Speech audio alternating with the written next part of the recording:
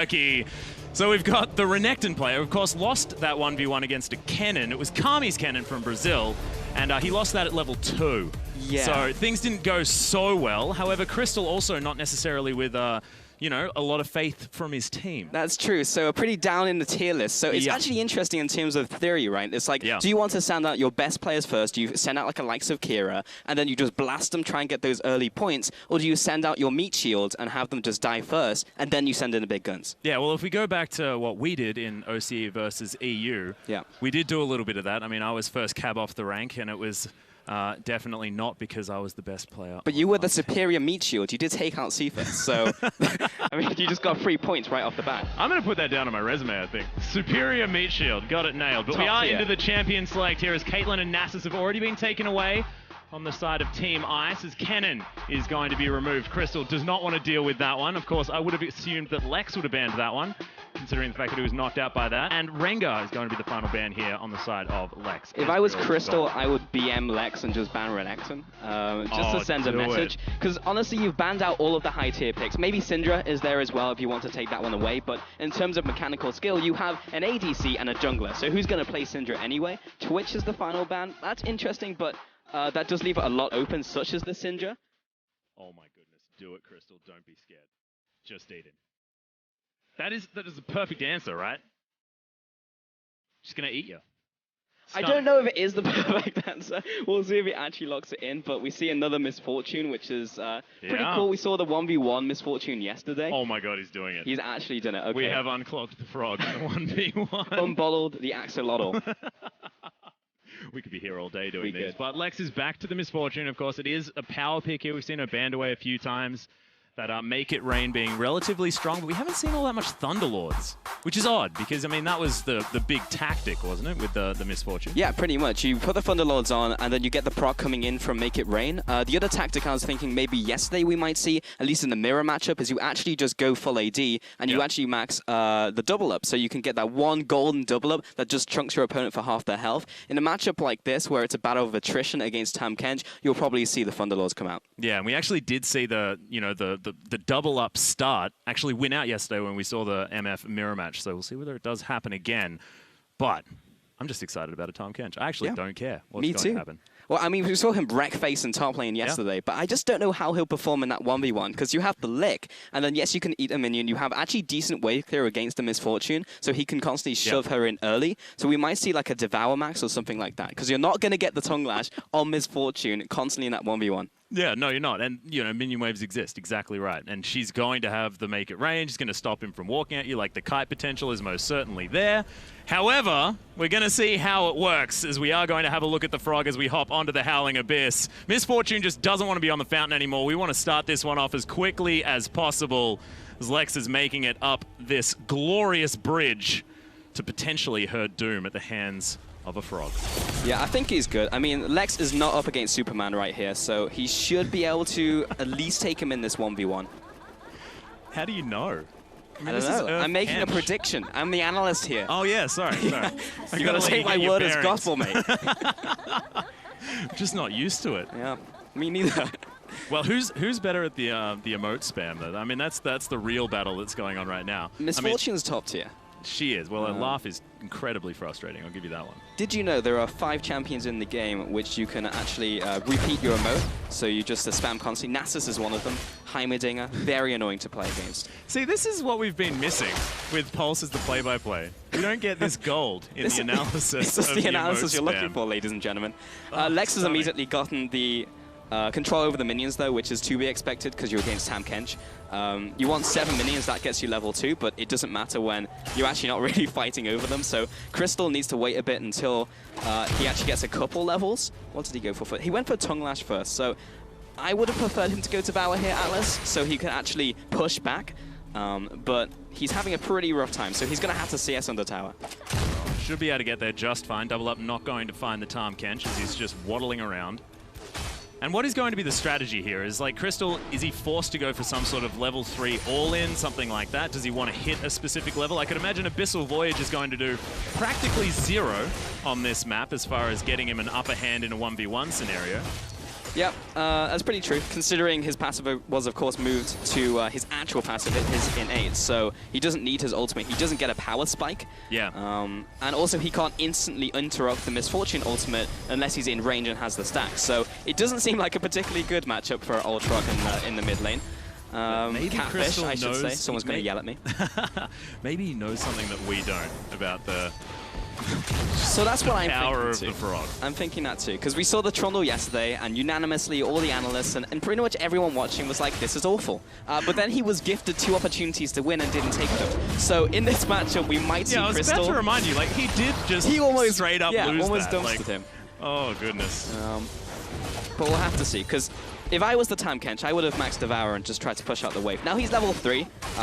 It reveals a little more about what he's thinking. There's the lick, there's the snowball. Crystal's looking for the gobble and is going to find it. He'll throw the emote spam as well, stunning the minions, doing some work. The exhaust goes down. He knows exactly what he's doing. Lex throws down the barrier, but is it going to be enough, as this is a hungry frog and it's going to take him down? What did I just witness? You just witnessed a frog turning it all around. No longer will he be food on the plate. He will be the one eating you, and it most certainly happened. Kermit had an ace card up his sleeve here, Atlus, and pulling me surprise. That was... Okay, I see it now. The snowball, I didn't even pick up on it. I should have hit that. I'm going to get yelled at. But the snowball into just the all-in, I wasn't expecting to be that good. Yeah. Misfortune with the Darren's Blade and no boots means she just can't run away from that. As soon as he gets 3 stacks, it's the stun, and then it's the gobble, and then you're dead. That level 3 all-in was ridiculous. And he got the level 4 level up while going for this 1v1. The taunt as well while going for the all-in trade. That's style points. We should give them an extra point for this, I reckon. I think so too. So 2-0 right now, and first blood. That was way better than I was expecting. It was a good matchup for the Tam Kench, as good as it's going to get, right? You are against an ADC who is squishy and you can chunk. And I think it was maybe down to Misfortune just trying to play how she was doing, but just play behind the minions. Yeah, well, now turning to the second scheduled 1v1, Edward is going to be stepping onto the Howling Abyss versus Naru. Okay. So this could be a little bit more of a test, as Edward is going to make his way out. You can see him, and Naru there looking very confident, especially, I mean, this is the guy that had absolutely no confidence in his jungler. He's now happy to take him down. This is just such a good start for Turkey, knowing that, you know, their wildcard that they threw out first has taken the victory. And now they've tossed out Naru, who is, you could say, the Turkish faker of the lineup, and indeed the region. That's what everyone's calling him. And now he's against Edward, who... I'm not sure how we'll cope in this 1v1. I mean, like, naturally used to those 2v2s. Naru, mechanically adept. Is Edward another meat shield? Is Naru the playmaker of the team, the ace of the team, just to get another one in the bag? And then it'll be 2-0 to a point where they just need one more. Like, anyone can just throw like a cheese pick, do a carbon, toss out a Teemo, and then just pick up a kill. Yeah, and if we're looking back to sort of Edward's playstyle, I mean, this guy's been throwing spanners in the works for basically his whole career. So we could expect all sorts of crazy things to come out from this guy. I'm 100% expecting cheese of some sort. I mean, he brought out the Taric before it was cool. Like, we will see something. And because of just how the meta is currently, it could be literally anything. There was some talks of junglers playing Ivan in these 1v1s and trying to make the bushes work. I think it's terrible. But he might do something like that and surprise us, just like the Tam Kench that we just saw. Well, I certainly hope so. LeBlanc, Cassiopeia, and Draven has been banned away here by Edward. LCD, so certainly doesn't like a certain array of screens, which is great to see. Caitlyn, Ezreal, and Kennen to be taken off the board by Naru. Not spelling off. She's a bit of anything fun, really, which is a bit sad. And Naru's just going to flat out lock in the Tam Kench as well. No fear. This is a strategy they've all been practicing. They know, get to level 3. Wait until we're almost about to hit that level 4. Land a snowball and win the trade. There is nothing they can do. We will always take the victory. And he's done it. He's locked it in, and he's expecting that it's just going to all go like clockwork. Is this the Turkish trump card? Like, the Tam Kench. I guess they'll keep playing it until it stops working. And if ICE all they want to do is play ADCs, then they're in a much better position. This time he has Valkyrie though, so it's harder to go all in. But if you go 3 stacks into a stun, so you bait out the Valkyrie, get the stun, or waddle on up to him, give him the old gobble, and then just spin him back out for the kill, that's an easy way for Naru to get this one if there's no minions in his way. So Edward has to be very smart about how he plays. Kind of similar to actually Vel'Koz, fully enough. I was never thinking in my career I would compare Tam Kench to Vel'Koz, but very difficult to approach. You want to stay behind your minions, otherwise one lick could spell your doom. Yeah, that's exactly right. I just love that that's a sentence that we can use in the correct context. One lick could spell your doom. I'm going to have that written on my tombstone, I think. That's fantastic information to learn, because Turkey seem to have found a strategy and they're sticking to it here as Naru's just going to hop back on the Tam Kench, which is interesting, given the fact that he's a mid laner. He plays a lot of 1v1 scenarios, you know, in his everyday League of Legends life, has a lot of those skills. Like, this guy could have played almost anything, and it's the Frog that's the decision. I mean, funny you mention it, because Faker did play AP Tam Kench for a little bit in solo queue, and I mean, I don't know if it was necessarily good, but it throws people off. And he does play some wacky stuff, like Olaf and Turarella is actually a good matchup. He did play that at Worlds. And there is some validity to an AP Tam Kench. So we'll have to see if he busts that one out. But it's worked for them so far through a sample size of 1. So, I mean, I can't really doubt them. Well, we are going to get straight onto the Howling Abyss here for game number 2. Naru versus Edward. Team Ice are going to try and fire back. There's Naru MasterChef Tam Kench this time. It's almost like it's like a skin showing of Tam Kench at this point. Does he have 5? I don't think so. Unfortunately not. Unlucky. That could have been the play. Yeah, I understand Tam Kench. I'm a bit sick about that as well. All right, so Edward, he's gone down the middle tree because he has the biscuits here. So looking to just poke a little bit. I assume he's gotten some knowledge off of his ADC. That is a great skin. Yeah, the Valkyrie coming out, sorry, the Gatling gun coming out first. Just wanting to clear the wave. Is that actually better wave clear than taking something like the Frostbite? I mean, you'll hit like the entire wave unless you're trying to manipulate it. You can't really manipulate the first wave, but you could theoretically hit all of it. In terms of Shred as well, if he's trying to just trade blows with Naru, Naru can't really punish him for using the Valkyrie because he can stay behind his minions. He can just make it difficult. So it does kind of make sense. He's probably gone Frostbomb right now. He's not really in danger of getting all-ined by Tam Kench since he has the level advantage. So he'll go for that Valkyrie level 3 maybe. But learning from the mistakes of his ADC, then maybe he'll go for a more defensive option, but he's good. So this is turning out the same way as last game, where you get the shove off as the ADC, takes the tower shot, classic, and then Naru, he's just constantly looking for that snowball opportunity. Actually hasn't picked up the Devour yet either, so got that grey health. He's going to nom through it just to keep himself healthy and has the Tongue Lash there already. Still waiting for that magical level 3. It's worth mentioning that Edward is out-farming his ADC. It was 9 out of 12, I believe, on the first 2 waves, whereas Edward, I think, maybe even gotten all of them so far. So he's already won against his own team. Yeah, this is actually a tryout for a role swap for Edward at this point in time. So right now, feeling pretty good about that one. As he once again Valkyries this Frog. Oh, no, we're not going to find the Tongue Lash. Maybe Edward is thinking he's playing Rumble, because he's playing in the same way, sitting in front of his minions, hitting S, and then allowing the Gatling gun to hit Naru from behind the minions. And he is in a mech, so you know it's an easy mistake to make. So that's a very good point. It's making it work. Okay, so by using the Fast Bomb there, you know he's going to go back. He's just burning the mana, otherwise it wouldn't have been an efficient trade. So this is fine. He got the push off, and Tam Kench is obviously not faster pushing, so Naru will take the opportunity to go back himself. Yep, have something to eat there as well. Ruby Crystal is going to be his pickup. Double Doran's Blade here for Edward. The only amount that you can purchase, of course, in this 1v1 scenario, and has himself some boots so he can attempt to run away from the Frog, who doesn't actually have the boots. Yeah, the boots are really important specifically for the Corki in this matchup, because if you do get licked, you want to get away as fast as possible, and also allows you to try and juke that lick a little bit easier. However, walking face first into the Tam Kench, not so great. Yeah, and he even lands the snowball as well. Doesn't have the help of the minions just yet, but is going to be able to stack up that passive. Good exhaust comes out as Edward's trying to get himself to the health pack, does so. And Naru is so hungry. Another Tongue Lash comes in, but a little bit too late. Oh, Tam Kench almost claiming another victim in this 1v1. He's so scary. Not how I expected this day to turn out. Edward trying his damnedest. He just needs to play the CS game. He lost a cannon there, unfortunate. Naru, now the panic is in Edward's eyes. He never would have gotten hit before by that Q, but now that he's forced to play behind the minions and he's a little cautious of a Tam Kench who almost 100-0'd him, then he's just playing a bit wobbly. So needs to try and regain control of the lane.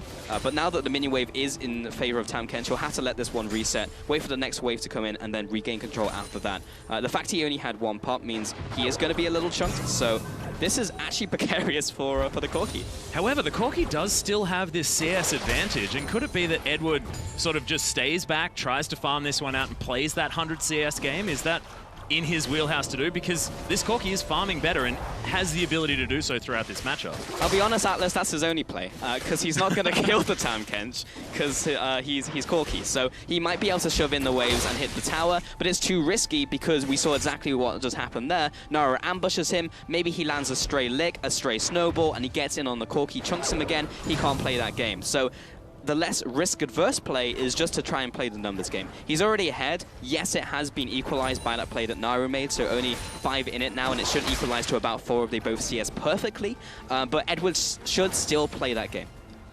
Well, right now, they're just farming things out. Naru looking on the offensive. Remember, the onus is on the Frog to make the moves. Misses the Tongue Lash. Now just going to walk up to Edward. The minions firing at the Tam Kench, but pretty tanky. Not too worried. Has the Grey health. Like, just looking relatively unkillable as he misses that cannon creep. Now just going to walk past these minions, stacking it up now as well as the Tongue Lash comes in. He's looking greedy, looking hungry. But all Naru really needs is to burn the Valkyrie and he gains control of the lane. Snowball is going to come in. He wants that Devour. Can't quite close the distance. The boot's working wonders here for Edward. Just goes back again. So because it's unlikely that you're going to just like max out Valkyrie as the Corki here, then Naru can burn the Valkyrie. It's on like a 15-20 second cooldown, and you have control of the next wave. There's nothing that Corki do, because if he steps up, gets licked again, Tam Kench walks at you. So by just burning the Valkyrie, he's effectively just won the next 20-30 seconds and the next minion wave. And that's all he's done. And as a result of that, you can see he's not only evened up the CS, but is about to get ahead. Well, there it is. Only a few minions in this wave as well. Naru will actually be able to take the lead as far as minions killed on this map.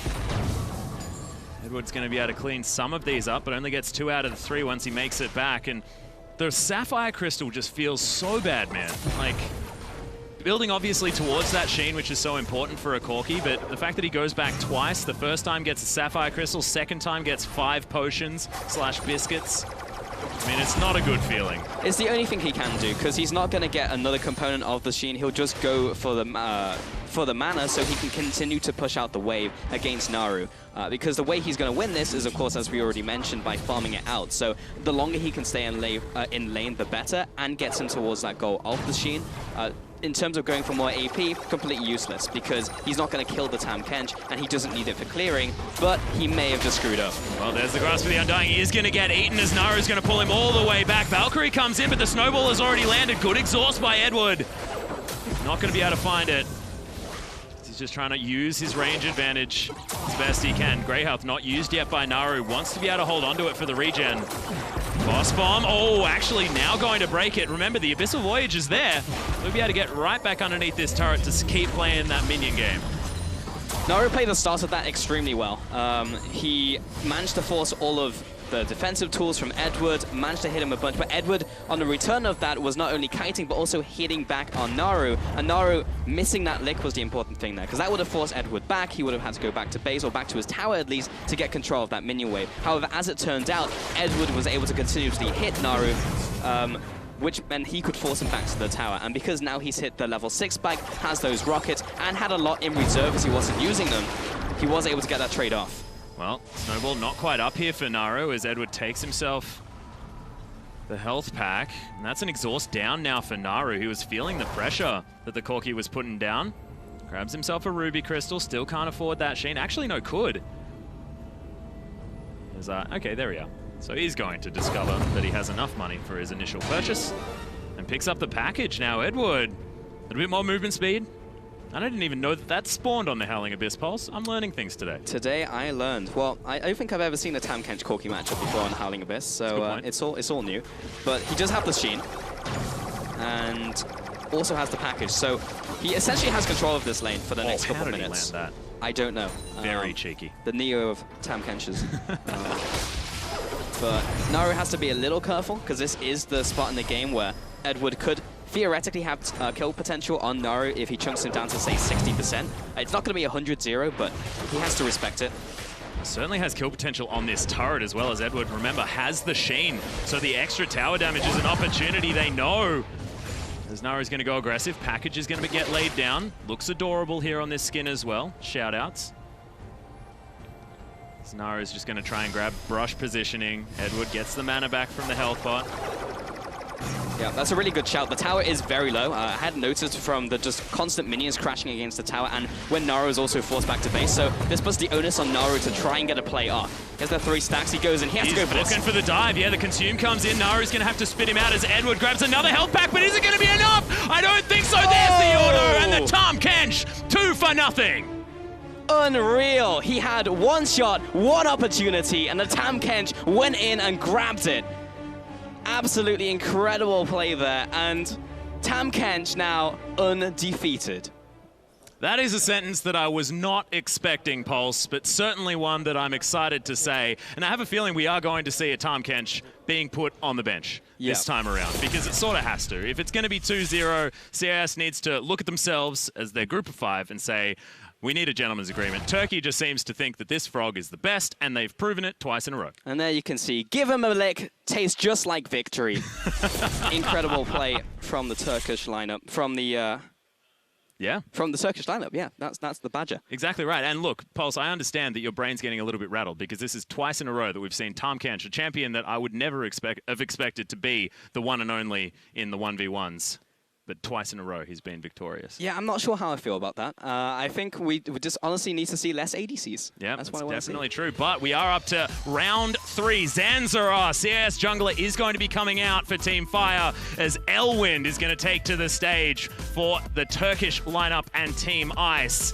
And we saw Elwind actually wasn't all that confident as far as that 1v1 potential when we saw that feature earlier on. So we'll see whether he can pull it all together now after his team is already up 2 games. If there was a pressure-off scenario, it is now, Pulse. I mean, he doesn't need to be nervous. Stay calm and just play Tam Kench. As his team has demonstrated to him, it's just a free win, apparently. Yeah. Zanzara, like, sending out your jungler now at this point is just like, well, lads, if I lose this one, I'm the person no one really has any faith in, then we've just kind of lost the best of 5.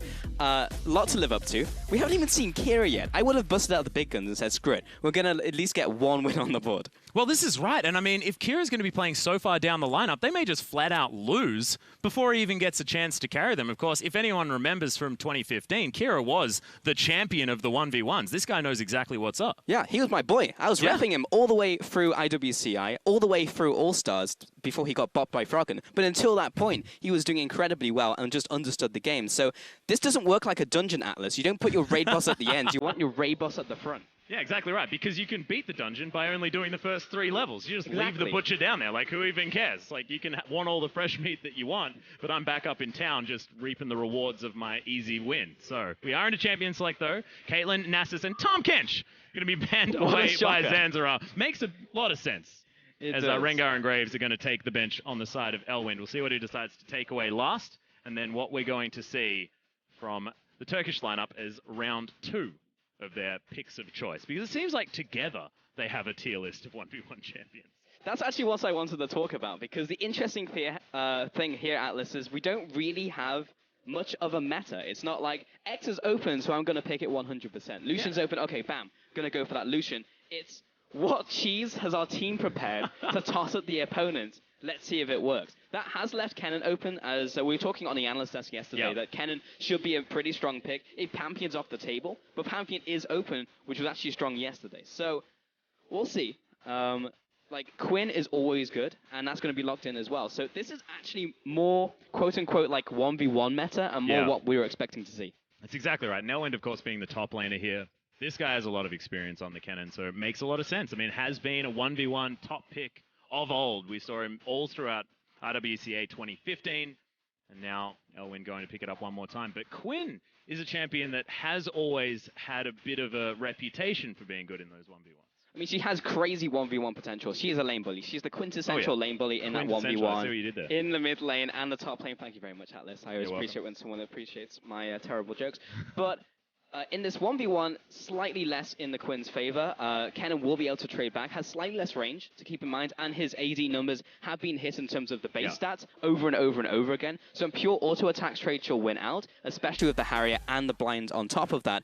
But Kennen, if he gets the harass in and Quinn isn't like controlling the lane, that could be a potential window for him, and also at the level 6. Yeah, and Quinn as well doesn't necessarily have the range to outrange the Maelstrom if he is just going to go straight in at level 6 as well. So we'll see whether Elwind is going to be able to utilize that, just get the auto attacks down. The stuns are going to be coming in left, right, and center. Kennen, that's what he's known for. We'll see whether he can do it. However, on the other side, Quinn, I mean, level 2, you get Volt, you get Blinding Assault, and you can just probably kill someone anyway. Yeah, I mean, you take a look at Quinn, and her spikes are at level 1, level 2, level 3, level 4, level 5, and level 6. So Kennen in a bit of a rough spot. He'll want to maximize his W damage, so he may even go for that first. Actually, he might go for the Q first for the range harass, and then max out the W. In the 1v1 trades, he can just go all in with the E. There are some strategies where you'll max out the E as well second, but I'm not sure if he really wants the resistances or will be enough really to save him in the 1v1, whereas the damage from Electrical Surge will be way more. Yeah, definitely true. As right now, they're just eyeing each other off. Arcticops Kennen, one of my personal favorites, but I don't know why you wouldn't be a doctor. MD Kennen. Yeah, MD Kennen is the best, because trust me, I'm a doctor, you know? You can lead them into a false sense of security. And bam, here's the scalpel. Yeah, exactly right. Well, laning phase is going to start. Zanzara just clearing out the waves, not worrying about hitting the Kenny too much. Elwind's going to miss one of the CS. Zanzara doing much better this time. Actually misses 2 of them, unfortunately. Yeah, by virtue of being Quinn, it forces Elwind back. Like, Elwind can't approach the minion wave because if he gets into an auto attack trade at this stage in the game, he just loses. He went for the Q level 1 because he just wants to farm and knew this fact. Oh, misses the Blinding Assault. This is exactly what we were talking about. Once he hits that level 2, especially if he hits it before Elwind, things get dangerous. He looks for the punish. Elwind is just going to punch him in return as Zanzara tries to approach. That's the only really window that he can go for, or he can go for some like crazy Qs that go around the minions, but this is disastrous right now. He's missing all of the minions under the tower. This is about as bad as it could have gone, but there were 2 missed minions from Zanzara, so it's not the end of the world right now. Well, it certainly isn't. And of course, the pressure is on the jungler to try and farm this one out. Doesn't have a lot of experience last hitting creeps, because of course the jungle minions don't have any things bashing on them. It's much easier that way. Elwind's just guarding his health relic. Doesn't want to use it just yet for the lack of efficiency. Oh, good stun from Elwind as he goes back, wins the trade.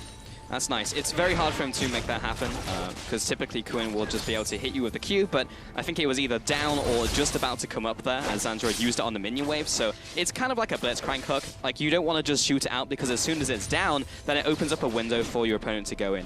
Likewise, when Elwind throws out a Shuriken and gets a Mark of the Storm, then he can go in as well, because landing 2 more marks considerably easier as he can just charge at the Quinn. And now that's happened 2 or 3 times, and it's given Elwind control of the lane. Yeah, the other thing we have to look at is the fact that, of course, Kennen's an energy champion.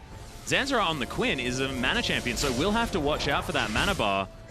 Elwind certainly doesn't, so all of those spells can just be spammed by the Kenny. Quinn has to be a little bit more careful. However, not anymore. We'll have that full blue bar. He goes back, grabs himself an extra Doran's Blade and those boots as well. I'm looking to hopefully pick up some of these minions under the turret. Additionally, Kennen is very punishing if you force your opponent back, because he can just sweep through the minion wave with his W and E combo, completely clear it out, and then Zanzara is going to miss maybe 2 or 3 CS there. Later into the game it becomes even worse as he insta-clears it. He can't do that while his opponent's in lane necessarily, unless he has a massive advantage, because your opponent will just hit you in the face a bunch, and then you'll get chunked. But right there he was able to shove it in and use Lightning Rush to get back to lane. Yeah, he's going to do so. Falling behind 8 CS though, on the side of Elwind. Zanzara misses that one, but has otherwise been very, very good with this farming. Elwind once again back in the position of guarding this health relic, trying to find his window. Is it going to be level 6? Is that what Elwind's looking for? Wants to get that slicing Maelstrom. Of course, Zanzara will have the Sky Strike, I guess, after he comes down off Valor, but otherwise it's not exactly a huge level for Quinn.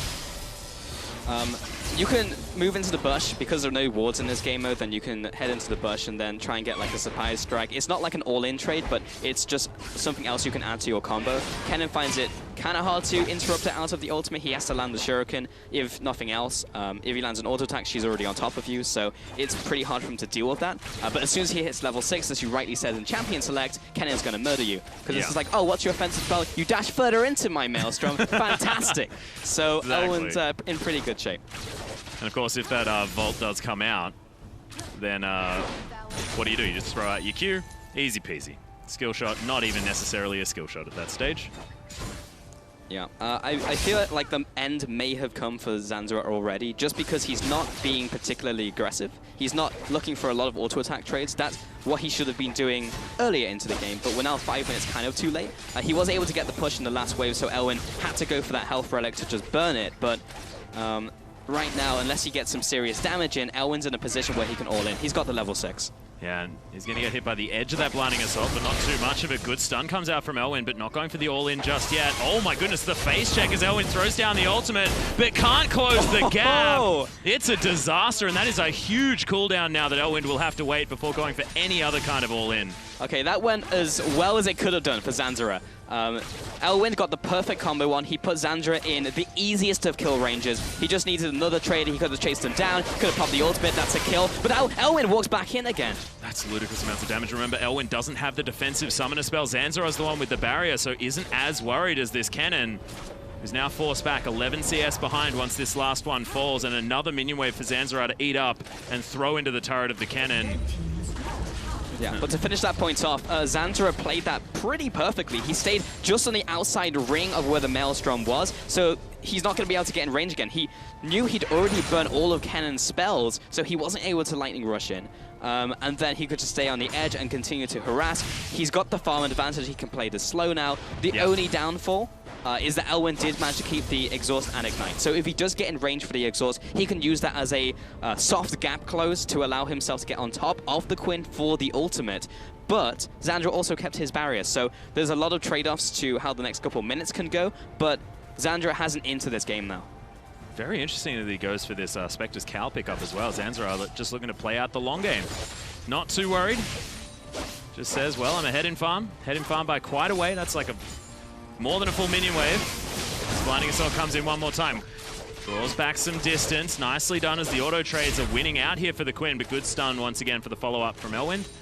We'll go and get himself a little bit more healthy. Health packs for everyone. He's going to once again go back. The optimal trades here for Elwind is not to get hit in the face by a bird, but instead to get all 3 marks of the storm down just like that. Yeah. If he can lead with Q and then follow up with an auto attack and a W, perfect. Just backs away. If he gets into an extended trade, I'm talking about 3-4 seconds, Quinn starts to come out on top. Elwind does have that Slicing Maelstrom back off cooldown once again, so that all-in opportunity is there. And this clock is most certainly ticking for the Kennen. Scary, scary time. Zanzara just using that mana bar to clear out as many minions as he can. He knows that the pressure is on to last hit them all very, very effectively if he wants to win this. Because slowly but surely, Elwind is coming out the better as time goes on. But still, 11. It's not, that gap isn't closing very fast, Pulse. It is not, but that was a dirty Q coming out from Elwind, and that may allow him to get in here. It's been a couple minutes, so his ultimate is, of course, up. Had he landed one more for the stun, that probably would have spelt the end there for Zanzara. That was a fantastic vault as well, just to make sure that that Slicing Maelstrom was once again not in range. Wants to be able to see exactly what's going on. Good ignite comes in as Elwind there. He's going to close the gap now. No opportunity. Good exhaust. Very, very late. No, Elwind doesn't get the last auto and cancels the final one, being very scared of that turret.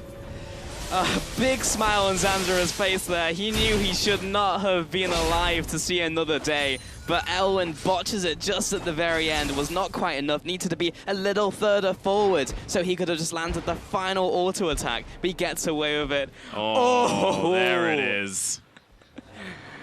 That is what tilt is made of, ladies and gentlemen. Exactly right. Okay. Doesn't do so well clearing out that particular minion wave as the Kennen's going to make his way back to lane as well. Bit of attack speed, bit of damage. Just filling out that variety bucket after the Seeker's Arm Guard has been picked up, which should stack up before the game's over, which is good. You would have to hope. But the important thing here is Elwind has maybe one more opportunity before minions take over the game or his tower dies. Zanzara hasn't got that much damage on tower. It's probably going to come down to a minion game. But Elwind, his all-in is now on his next ultimate. If he doesn't win with that, basically over, because Zanzara will just chunk him down. Sky Strike will be able to just get efficient trades against the cannon if he abuses the brush. And he has that one shot. Good dodge of the Blinding Assault. And Medpack going to come up once again. Elwind does have the inside track if he wants to get to it first, and Lightning Rush will allow him to get there, so steals it away. And now 1 minion is the difference as this wave crashes to the turret. Make that 2. Make it 3. That's 4. He's farming very, very well. Misses the last one, but that's only 4 minions. This is very, very close. As far as all the 1v1s that we've had, like, this is probably one of the closest thus far. Zanzara is really trying to hold on to this series for Team Ice. I think regardless of how this 1v1 goes, Zanzara has garnered the respect of his team and pretty much everyone watching, because no one was expecting this from a jungler, not even his own team. Yeah. So he has done real well against a top laner.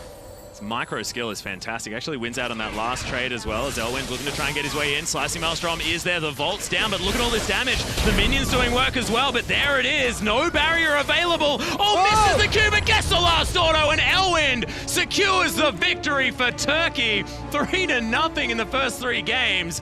Dominance is asserted. That is the face of happiness, but frustration for Elwind, as multiple all-ins went awry for him. Zanzara holding on by the skin of his teeth, but in the end, the all-in from Kennen was enough. Yeah. That literally could have gone either way, depending on how they mechanically played that last trade, but props. I mean, the Turkish lineup just went in. Yeah, just completely ridiculous. And of course, no one was expecting the Tahm Kench, but now the Quinn comes out, played by the jungler. Just ridiculous. I thought that, you know, when Quinn got first reworked, that she was potentially a jungler, so maybe Zanzara had the same idea and has a fair bit of practice, but you can see right now, Elwind turning it all on its head with that last engage.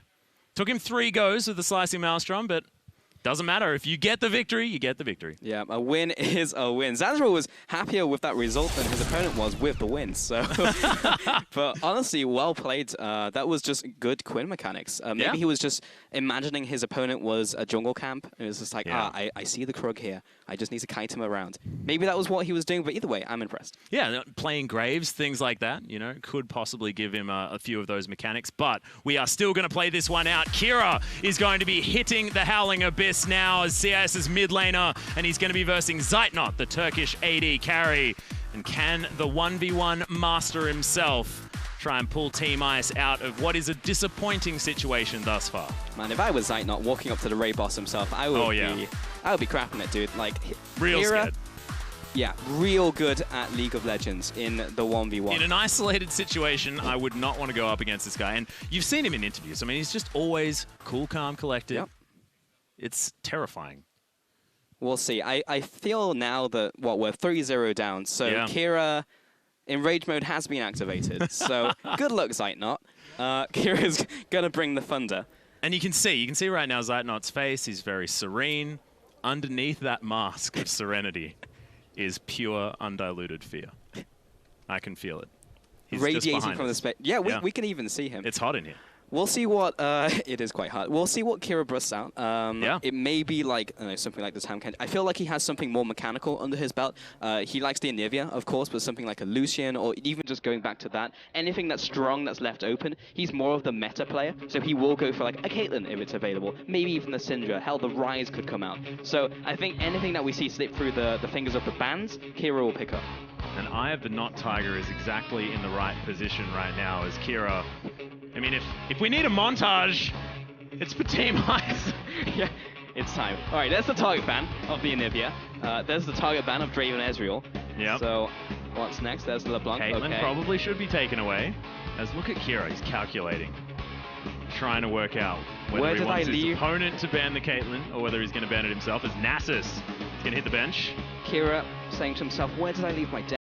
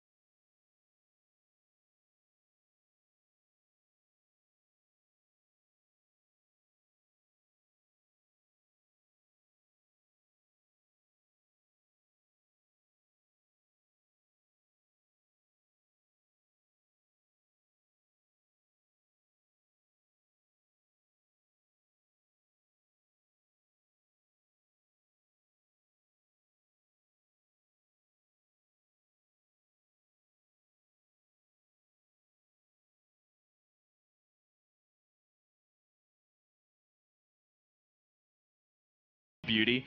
It's exactly what he's doing, because look at that face, just serene. Already knows that it's all in the bag. Zeitnot, however, on the other side of the rift, you can see him on your screen right now, still wearing that mask. That serenity is most certainly still there. We'll see whether it's actual serenity or whether it is actually the fear that Kira can instill in his opponents, as we are about to hop onto the Howling Abyss for the 4th time. We do have a difference in some of the spells. Kira has gone for the Exhaust and Heal here versus Zeitnot with the Barrier and Heal. Kira did typically do slightly different things from his opponents before they caught on, and that did give him a slight edge. So that may come into consideration here. We'll see what masteries they have in a second as they start auto-attack trading. There is a Greenfather's Gift on Zeitnot's side. Interesting. For both sides. Alright. Already walking out onto the Howling Abyss, and they're already battling before we even saw what was going on. Zeitnot throws down the heel. Kira trying to kite this one out. They want to stand in the brush as much as possible. Kira has headshots. He's still looking for it. The first order is going to come in. Good barrier comes out. Oh my god, Zeitnot at level 1. That was a face of serenity. He was calm and he destroyed him straight away. No minions necessary. What was that? He just took down the raid boss by himself. Absolutely unreal, making that the 4 and 0. We just got into the rift and we're already back. Yeah. The Howling Abyss was... What did I just witness? I have no idea, but Zeitnot, he had something to prove. I feel like we talked up Kira way too far, and that is now a 4-0 sweep for Turkey. I mean, they've looked phenomenal in Assassin mode, on Summoner's Rift, now 1v1s, almost having a perfect game thus far. This team, I mean, I picked them for the favorites of this whole tournament, and they are most certainly making me look like I know something, which is often not the case. Throws down the heel. Kira trying to kite this one out. I've heard that voice before, but... Yeah, I think that's me. Maybe. I hate that guy. What's his name? Atlus? Atlus. Yeah, that's the one. That's but we didn't see the start of the trade, which is often the most important part of the 1v1s, because whoever gets the first auto attack down will have priority. So if you're chasing after your opponent after that, then you have to continue trading. But if you were too far in, which it looked like because he was in the opposing bush, then there is pretty much no out. So it's very much about how the start of the trade works. I didn't see quite how it happened. Yeah, that's exactly right, but there is still one more of this bout of Fire versus Ice. CIS's top lane, Smurf, is going to be taking on Dumbledore, of course, the Turkish support himself. He got a haircut, but he's still the glorious man that we know him as, and he's trying to make it a clean sweep here for Turkey. Love me some Dumbledore. All right, let's see what type of cheese he's got ready to go, because he's the type of guy who will just bust out a Poppy support, a Bard support. He'll just go in.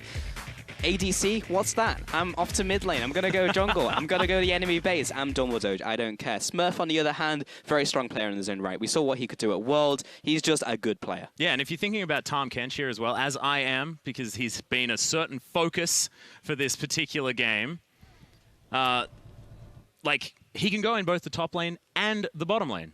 We saw it already this tournament that Evie, you know, one of his favorite champions, the Tahm Kench, pulls it out towards the top side of the map, just destroys people with it. Tahm Kench, fantastic support as well. And both of these players, notably, certainly able to hop on that guy, so should ban it. Yeah, probably. I'm probably going to see the Tahm Kench ban just because of what we've seen so far in this series. I mean, even I would. Like, even if I didn't respect the Tahm Kench, just seeing it take down my teammates is enough for me to ban that one away. So, there we go. First ban. Straight away. The Tahm They're Kench. going on monologue about Tahm Kench and immediately just removed.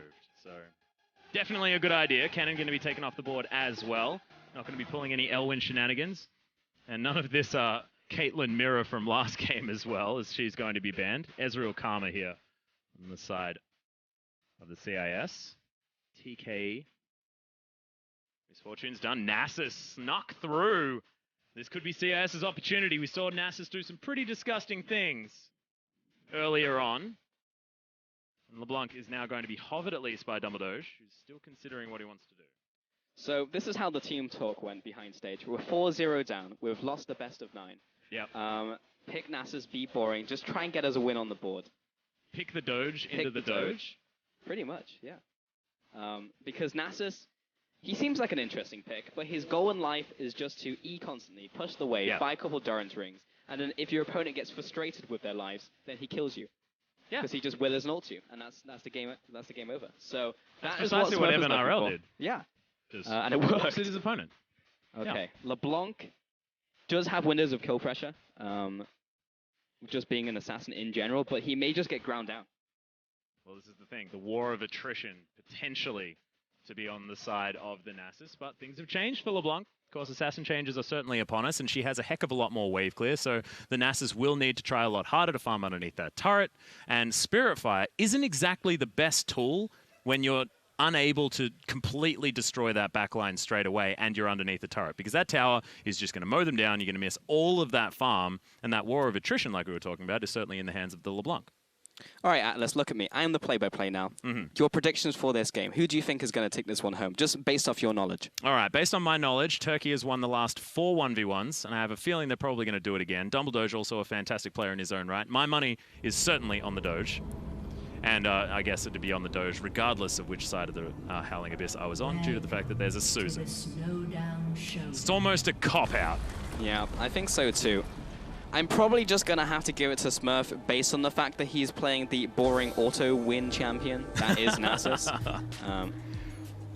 But look at his face as well. He's just having a giggle while he's just got his boombox out. This is what you do. He's the type of guy who probably gets frustrated sometimes. It's like, you know what, I'm going to play Ignite Ghost Darius top lane. I'm not going to ruin someone's day.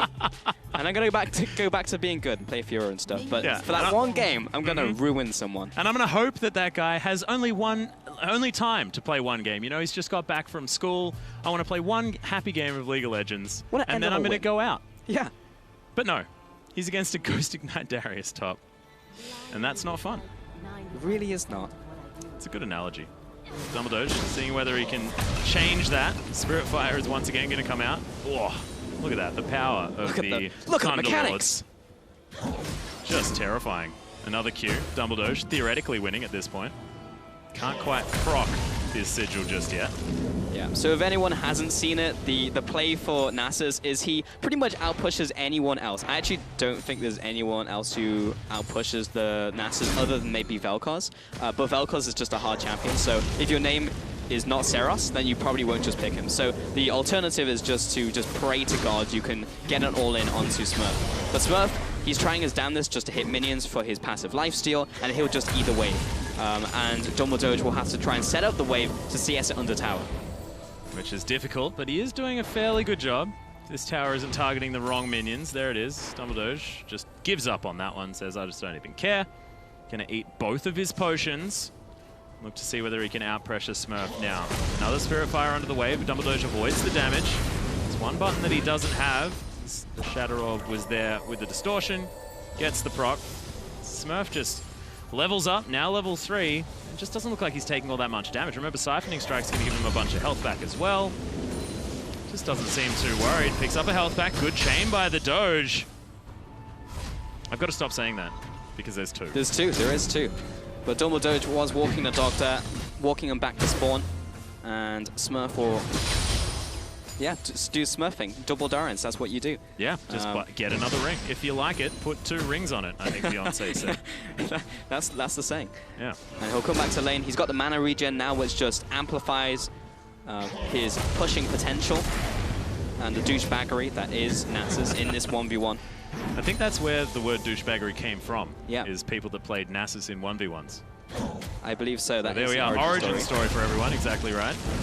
Spiritfire in there, Siphoning Strike helping him with an auto reset for clearing out these minions. Smurf, you have no excuse to miss these last hits. Come on, man. 5 out of 6 currently. Stack it up. Right. We're playing for late game. 50-minute 1v1. That's the great thing about Nasus when you play this playstyle, because you don't really even need to last hit with Q. Your goal is to max E and just ruin someone's day. Dumbledoge, I want to auto-attack you, but I'm withered, because I just got point and clicked. Well, Dumbledoge decided not to go for another ring. Grabs himself a book instead. So, trying to invest. Get himself towards something like Fiendish Codex, potentially. Smurf not going to get that one procced. Okay, Dumbledoge is playing this well. He got a couple good trades off, which forced Smurf back, so he couldn't approach the minion wave. Then he got priority on the minion wave and is now forcing it into tower. Smurf returns by taking the health pack, so he's healthy enough to challenge, pushes the minion wave into tower, preventing the freeze.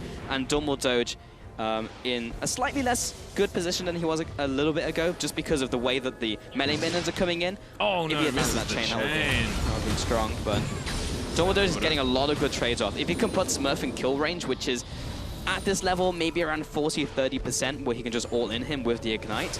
Then it's an instant kill. Smurf is aware of this and will go back. What is very, very important to look for here as well is the fact that Smurf is behind in experience. Dumbledoge will be able to get the jump on him with this minion wave as well. So level 6 for a LeBlanc gives her a massive boost in the damage of her combo with that Mimic. So Smurf does have to be very, very careful in that window. Of course, does have the exhaust, does have the barrier if things go wrong. No level 6 to be gained just yet, and misses the distortion damage. Withers there. Spiritfire was doing work, and Smurf just going to walk at the LeBlanc. Shadow Rod goes down, but this is very dangerous. Exhaust's traded. Ignite's still there. Oh my god, there it is! First blood with a massive Spiritfire and Ice on the board in Game 5. Now 4-1. We can't say clean sweep for Turkey this time as Smurf gets some of the dignity back.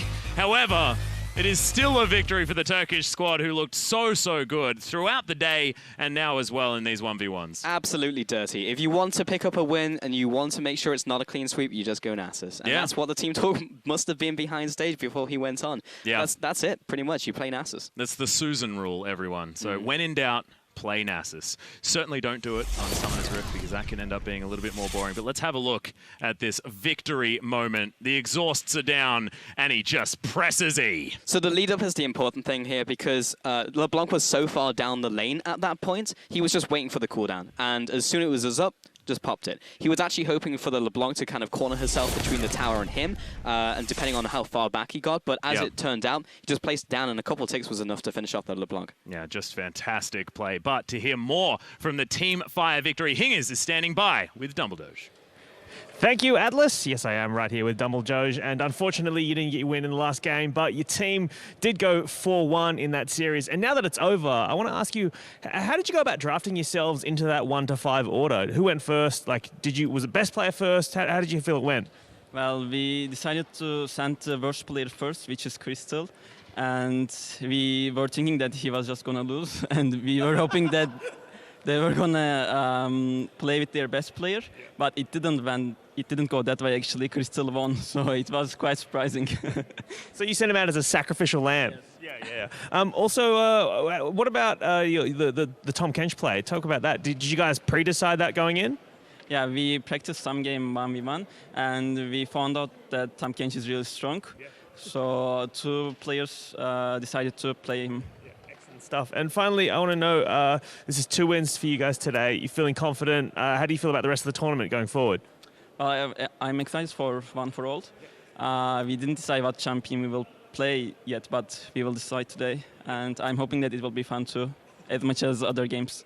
Excellent stuff. Thank you so much for chatting with us. Congratulations on the win. Good luck for tomorrow. And I'm going to send it over to Sifa right now.